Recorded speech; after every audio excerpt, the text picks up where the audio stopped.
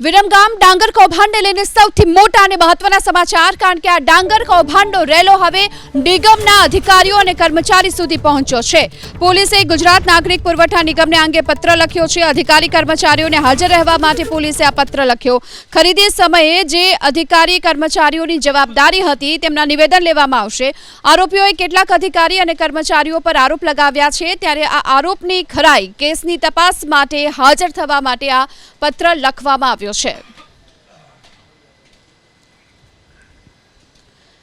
તો ખરીદી સમયે અધિકારી કર્મચારીઓની જવાબદારી હતી તેમના નિવેદન લેવાશે અને આ માટે જ આ પત્ર લખવામાં આવ્યો છે અધિકારી કર્મચારીઓને। આ અંગે વધુ વિગતો મેળવીએ। આપણી સાથે હિરેન રાજ્યગુરુ અમારા સંવાદદાતા અત્યારે જોડાઈ ચૂક્યા છે। હિરેન, અધિકારી અને કર્મચારીઓની સંડોવણી હોય એ પ્રકારના હાલ સંકેત મળી રહ્યા છે, એવું કહી શકાય?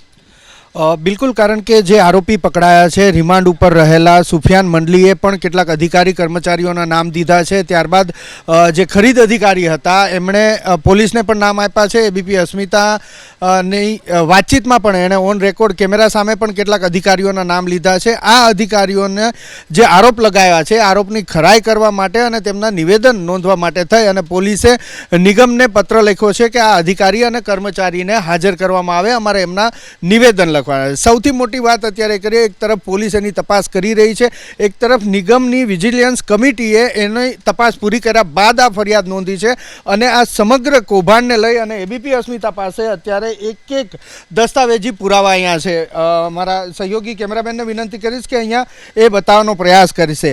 સૌથી પહેલાં કે જે જગ્યાએ વાવેતર થયું છે, વાવેતર નથી થયું, તેનો વિરમગામ તાલુકાનો જે ખેતીવાડી અધિકારીનો રિપોર્ટ છે એ રિપોર્ટ પણ છે અને એના ઉપરથી અંદાજ આવશે કે ક્યાં વાવેતર થયું હતું, ક્યાં નહોતું થયું, કેટલા ખોટા એમએસપી રિસિપ્ટ બની છે। તો એની સામે જે અહીંયા શંકાસ્પદ એમએસપી રિસિપ્ટ બની છે એનો રિપોર્ટ એ પણ અત્યારે આપણા હાથમાં છે ગીતા, અને તેનો પણ અભ્યાસ અત્યારે આપણે કરી રહ્યા છીએ। બીજી તરફ જે ખેડૂતોને પેમેન્ટ થઈ ચૂક્યું છે તેનું જે લિસ્ટ નિગમે તૈયાર કર્યું છે એ લિસ્ટ પણ અહીંયા છે અને એ તપાસ કરવાનો પ્રયાસ આપણે કરી રહ્યા છીએ કે જ્યાં ડાંગર નથી પાકી ત્યાંથી પણ કેટલાક ગામોની અંદરથી સરકારે આ ખરીદી કરી છે, તો આ કેવી રીતે શક્ય બને? એનાથી પણ મહત્વપૂર્ણ બાબત, પોલીસ જેના નિવેદન લઈ રહી છે, વિજિલન્સે એના નિવેદન લીધા છે, એ તમામ આરોપીઓના નિવેદન પણ અત્યારે આપણી પાસે છે અને તેનો પણ અભ્યાસ આપણે કરી રહ્યા છે। આ ઉપરાંત જે સમયે જે તે અધિકારીને તપાસ માટે જવાબદારી સોંપી હતી અને એણે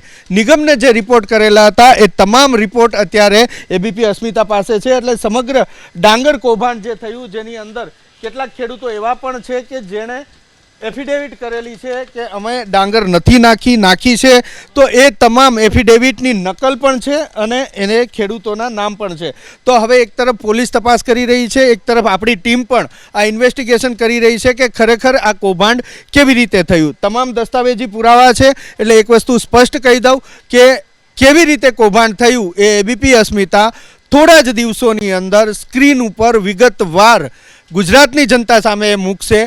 પછી મંત્રી કે પછી સરકાર જે જવાબ આપવો હોય આપે, પોલીસ જે તપાસ કરે અને એની તપાસમાં જે આવવું હોય આવે, પરંતુ ગુજરાતની જનતા સમક્ષ આ તમામ કૌભાંડ કેવી રીતે થયું એ આપણે સ્પષ્ટ કરશું। જી હિરેન, આભાર આપનો આ સમગ્ર માહિતી બદલ। એટલે કે હવે જ્યારે સુફિયાન મંડલી કે જેને લઈને આ સમગ્ર કૌભાંડ આચરાયું હોવાનું સામે આવ્યું છે, હવે તેણે જ આરોપ લગાવ્યો છે કે આ પ્રકારે આમાં સંડોવણી અધિકારી અને કર્મચારીની હોય, તેને લઈ હવે આ તમામને પહોંચવા માટે અને તમામને હાજર રહેવા માટે પત્ર આપવામાં આવ્યો છે।